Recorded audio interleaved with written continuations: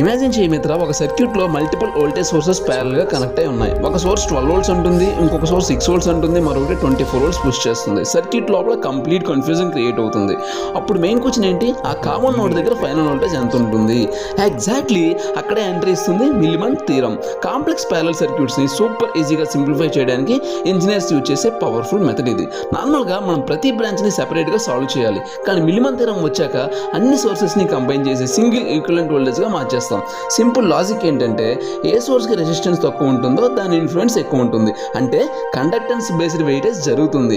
చాలా కాంప్లికేటెడ్గా కనిపించే సర్క్యూట్ సెకండ్స్లోనే ఒక సింపుల్ ఈక్వివలెంట్ సర్క్యూట్గా మారిపోతుంది.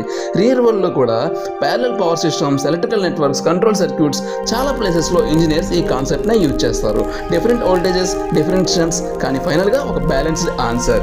ఇంజనీరింగ్ బ్యూటీ అంటే అదే మిత్ర. ఎలక్ట్రికల్ ఇంజనీర్స్ని ఫార్ములాలా కాదు, స్టోరీస్లా అర్థం చేసుకుంటే లైఫ్ లాంగ్ మర్చిపోరు.